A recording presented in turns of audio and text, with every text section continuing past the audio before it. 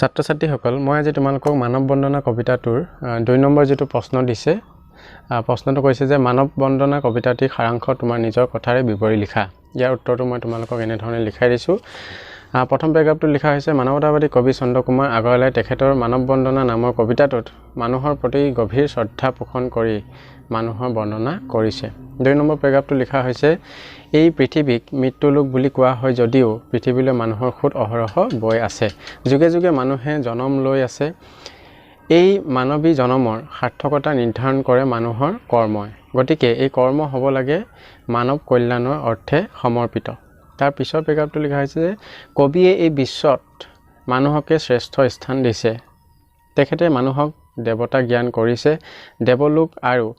মানৱলোক দুইখনেই পৃথক দেৱলোক মানুহৰ কল্পনা প্ৰখুত কিন্তু মানৱলোক হৈছে বাস্তৱ দেৱলোক অৰ্থাৎ স্বৰ্গ সকলো সুখৰ আকৰ আৰু সেই সুখ দেৱতাসকলে ভোগ কৰে বুলি কোৱা কথাষাৰ বাস্তৱ শূন্য গতিকে মানুহৰ বাবে অৰ্থহীন মানুহৰ সকলো সুখ শান্তি মনতে বিৰাজমান সেয়ে কবিয়ে মানুহৰ মাজত দেৱত্ব সন্ধান পাইছে সুখ দুখৰ মাজতে মানুহে এই পৃথিৱীক স্বৰ্গলৈ ৰূপান্তৰ কৰিব পাৰে এনে এক মহৎ শক্তি মানুহৰ মাজতে নিহিত হৈ আছে বুলি বিশ্বাস কৰি কবিয়ে মানুহৰ জয়গান গাইছে তাৰমানে এই কবিতাটোত কোৱা হৈছে যে আমি স্বৰ্গ বুলি যিখন কওঁ বা মৃত্যুৰ পিছত মানুহে যদি ভাল কাম কৰে মৃত্যুৰ পিছত স্বৰ্গত স্থান পায় বুলি কোৱা হয় সেই স্বৰ্গ আমি কেতিয়াও দেখা নাই তাত দেৱতালোকে এক কল্পনা কৰোঁ যে দেৱতাই এনেকুৱা সুখবিলাক পায় আমি মৃত্যুৰ পিছতো সেই সুখ লাভ কৰিম কিন্তু আমি সেয়া বাস্তৱত দেখা নাপাওঁ গতিকে বাস্তৱত যিটো আমি দেখা পাওঁ সেইটোহে হৈছে কি মানৱ জগত আমি সুখ দুখ হাঁহি কান্দোন এইবিলাক আমাৰ বাস্তৱ সেইখিনি আমি জীৱনকালত আমি দেখা পাওঁ গতিকে সেইখিনিকে কি বুলি কৈছে বাস্তৱ বুলি কৈছে কবিয়ে গতিকে তেওঁ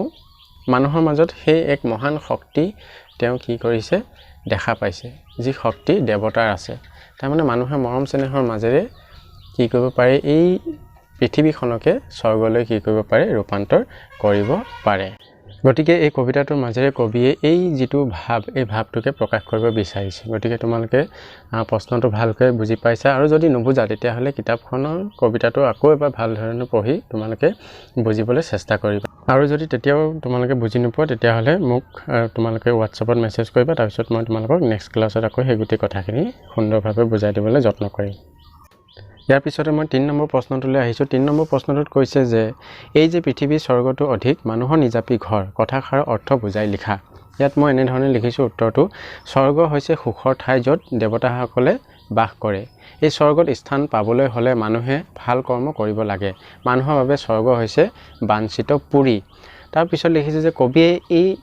পৃথিৱীতে স্বৰ্গ সুখ পাব পাৰি বুলি কৈছে কাৰণ তেওঁ মানুহৰ মাজতে দেৱত্ব গুণ দেখা পাইছে যাৰ দ্বাৰা মানুহে পৃথিৱীখনক স্বৰ্গ কৰি তুলিব পাৰে ইয়াৰ বাবে প্ৰয়োজন হয় মানৱীয় আবেগ অনুভূতি মানুহে এজনে আনজনক সন্মান কৰিব জানিলেই মিলা প্ৰীতিৰে এই পৃথিৱীতেই পাব পাৰে স্বৰ্গৰ সুখ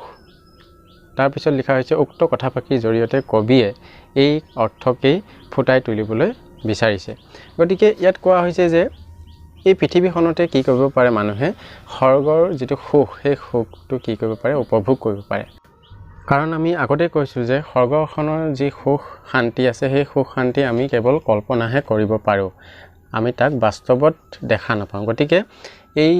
বাক্যশাৰী বা এই কবিতা শাৰীৰ জৰিয়তে কবিয়ে এই যিটো কথা মূল কথা তাকে বুজাবলৈ যত্ন কৰিছে আশা কৰোঁ তোমালোকে দুটা প্ৰশ্ন সুন্দৰভাৱে বুজিব পাৰিছা